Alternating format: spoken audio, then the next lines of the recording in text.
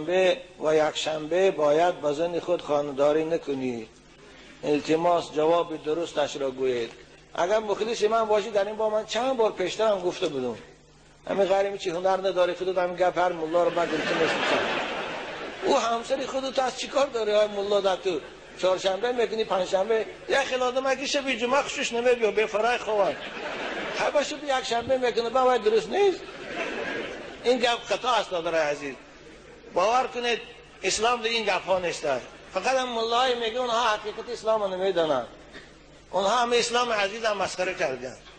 رسول اکرم صلی الله علیه و سلم پرسیدن که ماذا یحل لی من امرأتی، پیغمبر بزرگواران همسری من برای من کجاش حلال است؟ حضرت همه جاش برای تو حلال است گفتن. هر وقتی که میخوای خودش خانه‌داری کن برای تو حلال است گفتن. ببینی همه جاش برای تو حلال است گفتن. همه جاش فهمیده؟ یا خیلی همینا ساده اند. با میره گشت میپرسم بابا شد هم خیلی کنیم چی میشه؟ آقا خودی خدا کردن که چی میشه؟ آیا سادی بند نشه واقعی اصل 21 شدی دادن؟ آبا کافران ما رو میخندن مسلمان ها حقی موندن گفتن. برای همین عزیزان من رسول اکرم پرسیدن صحابه که ماذا یحل لی من امرأتی، از همسری من براش کجاش حلال است برای من؟ حضرت همه جاش برای تو حلال است. هر کاری میکنی حلال است الا النکاح، مگر همخوابگی در حالت حیض. حالت حیض گفتن همخوابگی یعنی علاقه جنسی کردن برای تو حرام است. نکاح مراد از حیض است. شرح حدیث میگن زیرا دیگه حدیث رسول اکرم اینو با شرط دادن در حالت حیض همخوابگی حرام است و این چنین خانه‌داری کردن از عقیب خانم این حرام است. غیر این دیگه هر کاری میکنی هر شبه که میکنی حلال است برای تو.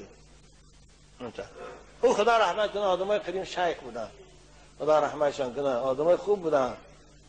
گپای وی در چهار کتاب هست. یا چهار کتاب کل ما یه وقتا میخوندم و هوا خدا رحمت کنه می از صاحب چهار کتاب ما هر کجا نقره راستای دروغه فلان شب ما درست نیست و فلان شب عید کنی ششتلیکه بشو. هم بیچاره خودش هنری زن کتی خراختن نداشته های و همه هر چی رو بانه کرد نمیشه در کتاب بود. خدا نگهتان داره. فقط از زنا خودتان کنترل کنه بچه های عزیز. دیگر همسر شما برای شما حلال است. اعوذ بالله من الشیطان الرجیم. نساؤکم حرث لکم فأتوا حرثكم أن شئتم وقدموا لأنفسكم واتقوا الله واعلموا أنكم ملاقوه وبشر المؤمنين. خدا در این آیه مبارکه میگه همسرای شما برای شما حکم زمین کشت دارند. آنانی که زمین کشت میکنه زمین خودت است. ای بالا جفت کار پایان بیایی از این طرف جفت کار بالا میری یا پرمکاری خود کردن گرافید فقط تخم تکار در همون زمین حاصل خیزش. بنابراین این آیه کلمه صراحتا دلالت میکنه در عقیب کردن زن حرام است. برای تخم باید در جای کاری که حاصل کرده داخل امتاز. بنابراین خداوند حرث لکم گفت است فأتوا حرثکم ان شئتم. همسری تو زمین خود چه کلی میخوای کردن گفت. بیچاره ملا خدا رحمتش کنه. بابای ملا گفت خودت هنر نداره ما را من نکن. السلام علیکم سادی عزیز. آیا درست است که من خواهر خود را بوسه کنم؟ من در این باب چند بار صحبت داشتیم که ابولیث سمرقندی ما و شما 5 نمود بوسه را برای ما و شما اجازت دادند. یکم بوسه پدر و مادر فرزندها را می تواند که از رخساره هاش بوسه کنند. دوم فرزندها می توانند پدر و مادر را از بالای سرش بوسه کنند. سیوم بوسه ای که هست این بوسه خواهر برادر را یا برادر خواهر را از پیشانیشان. چهارم بوسه این دست عالم یا دست پادشاه عادل.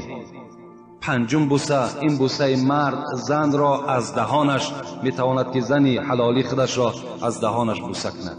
این 5 نمود بوسه است. میتونین از اینها استفاده کنین. دیگر غیر اینها دیگر زایل هایی که بوسه ها هستند از اونها استفاده